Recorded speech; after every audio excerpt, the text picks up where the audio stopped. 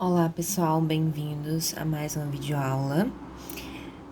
Continuando aquele assunto que a gente estava falando sobre transformações gasosas, né? Introdução à termodinâmica. A gente vai falar agora sobre trabalho, certo? Para a gente começar a falar sobre as leis da termodinâmica, a gente precisa entender dois conceitos fundamentais.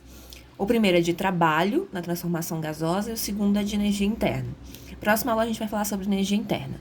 Nessa a gente vai falar sobre trabalho. E eu sei que vocês já sabem o que é trabalho. Por quê? Porque nós vimos esse assunto no primeiro ano. Só que lá no primeiro ano, nós vimos trabalho relacionado a uma força mecânica, né? A uma força de movimento de objetos sólidos. Nesse caso aqui, a gente está falando de um trabalho realizado por um gás, certo? E quando é que isso acontece? Então, primeiro, a gente precisa lembrar, né, do que a gente estudou lá no primeiro ano e lembrar qual é a relação que define trabalho. Trabalho é definido por essa relação aqui. Então, trabalho, que é essa letrazinha tal, é igual à força que está sendo aplicada ali no meu objeto que está se movendo, vezes a distância que ele percorreu. Então, o trabalho ele só acontece, lembram disso? Quando a força promove um deslocamento. Se eu estou aplicando uma força e aquele objeto não está se movendo, mesmo que eu esteja aplicando a força, eu não estou realizando um trabalho. Esse trabalho só acontece quando o objeto se desloca, certo?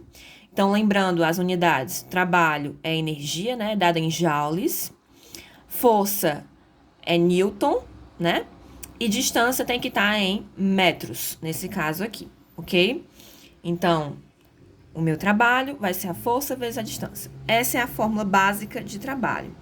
Vezes o cosseno do ângulo em que está sendo aplicada a força, né? Que a gente viu que, dependendo do ângulo dessa força, ela pode ou não realizar trabalho. Nesse caso aqui, como a gente vai falar sobre um processo unidimensional, vamos dizer assim, que ocorre em apenas uma reta, né, um eixo, então o ângulo nesse caso vai ser sempre zero. Então a fórmula se reduz a essa daqui, ok? Então vamos considerar agora, para relacionar trabalho com transformação gasosa, a transformação isobárica. Qual é a transformação isobárica? É a que tem pressão constante. A pressão não varia antes e depois da transformação. Se a pressão não varia, quais são as outras duas grandezas que vão estar variando? A temperatura e o volume, ok? Então, vamos pensar aqui numa transformação isobárica. Eu tenho lá o meu potezinho, que está a uma temperatura baixa, inicial. Ele está com um volume pequeno também. E a uma dada pressão constante. O que acontece na transformação isobárica? Ele recebe calor, tá, pessoal? Ele recebe o quê? Calor. Ele recebe uma quantidade de calor.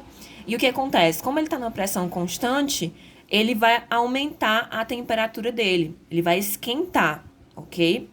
Quando ele esquenta, como eu falei para vocês, a energia interna, né, de colisão aqui das moléculas, ela fica maior, as moléculas vão se espaçar, mas a ligação entre essas moléculas diminui.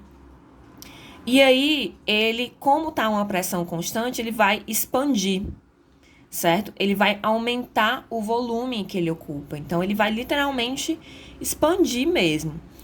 Essa expansão, quando ela é feita em um recipiente, né, cilíndrico, ele aumenta uma distância, né? Ele percorre uma distância. Vamos pensar que nesse pistão aqui, nessa tampinha, ela estava aqui a essa distância do fundo e de repente ela aumentou a distância dela, né? Ela percorreu uma distância D, que eu chamei aqui. Então ela subiu, né?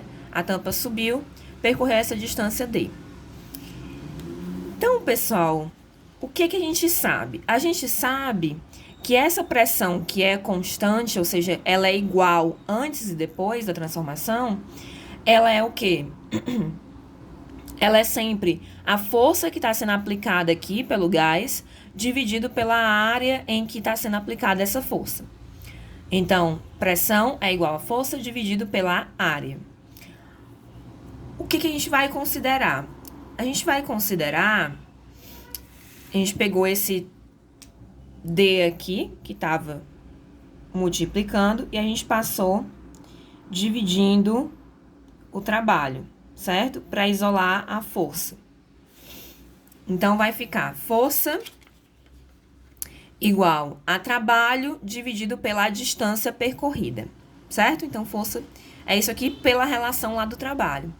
E força, pessoal, passando esse A para o outro lado aqui, ó, multiplicando, ele tá dividindo, né? Ele vai multiplicando.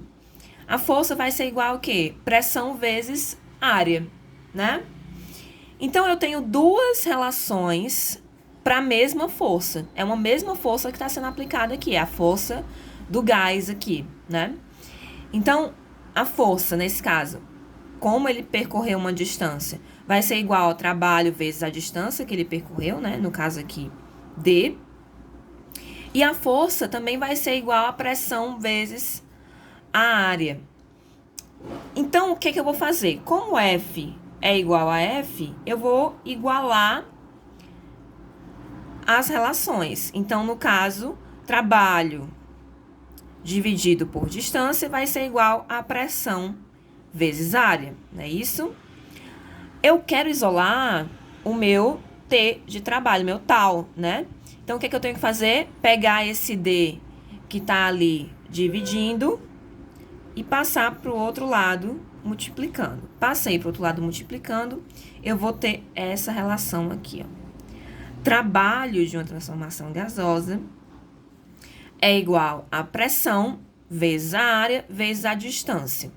Então, é a pressão constante aqui que tá sendo produzida nessa tampa, vezes a área da base da tampa, que é onde a pressão está atuando, vezes essa distância que a tampa percorreu aqui, realizando o trabalho, certo?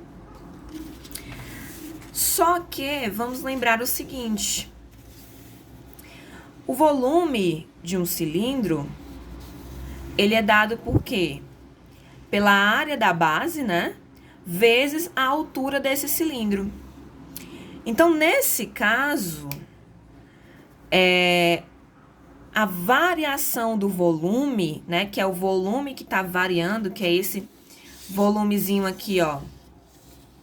Só esse D aqui, como se eu pegasse só essa partezinha aqui, ó. Só esse volume aqui, que é a diferença, né? Entre o anterior e o final. Só essa diferençazinha aqui, a variação de volume. Se eu pegar essa variação de volume, né? Delta V, ele vai ser igual a justamente aquela alturazinha D que a tampa percorreu, vezes a área lá da tampa, né? Então, o volume, aquela variação de volume, é a área, né, do circular lá do meu cilindro, vezes aquela altura D que a tampa subiu. Ou seja, o que é variação de volume? É a subtração do volume final menos o volume inicial. Então, o volume final menos o volume inicial, nesse caso, vai ser igual a distância vezes a área. Aquela distância percorrida vezes a área do cilindro, a área circular. Então, pessoal, pegando aquela minha relação lá de trabalho, eu vou ter pressão vezes distância vezes área. Mas quem é D vezes A? Não é variação aqui, ó. Não é a variação do meu volume. Então, substituindo onde tem D vezes A, eu vou escrever variação de volume. E eu vou ter a minha relação final para trabalho. Trabalho de uma transformação gasosa é igual a pressão vezes a variação do volume daquele gás. Então, trabalho em transformação gasosa é dado por isso daqui. Ao invés de F vezes D, eu vou ter pressão, né? Vezes variação do volume. Então, trabalho realizado pelo gás vai ser igual a pressão que ele está exercendo lá na minha tampa, vezes a variação do volume antes e depois da transformação. O que isso aqui nos diz, pessoal? Isso aqui nos diz que o trabalho, ele só é realizado se tiver o quê? Uma variação de volume. Ou seja, em transformações isovolumétricas, que é quando o volume permanece constante e só o que se altera é a pressão e a temperatura, não ocorre trabalho. Então, se uma questão perguntar para vocês qual é o trabalho realizado em uma transformação isovolumétrica, é zero, porque não tem variação de volume. Se não tem variação de volume, aquela tampa não percorreu nenhuma distância. Se ela não percorreu nenhuma distância, ela não realizou o trabalho. O trabalho só é realizado quando existe movimento, né? Quando existe variação de posição. Então, no caso das transformações isovolumétricas, não ocorre trabalho, certo? Lembrem-se disso. Vamos para um exemplo de aplicação. Ah, professora, em todas as outras transformações que ocorre variação de volume, existe trabalho sendo realizado? Sim. Em todas as outras transformações em que ocorre variação de volume, existe um trabalho sendo realizado ali, ok? Teve variação de volume, realizou o trabalho, certo? Então, nesse caso aqui, um gás sobre a pressão de 1 atm, pressão constante, transformação isobárica, né? Ocupa um volume inicial de 6 vezes 10 a menos 4 metros cúbicos. Ao aumentar em 100 graus a temperatura, passa a ter um volume igual a 8 vezes 10 a menos 4 metros cúbicos. E ele quer que você calcule o trabalho realizado pelo gás. Então, pessoal, bem simples. Quais foram as informações que a questão deu?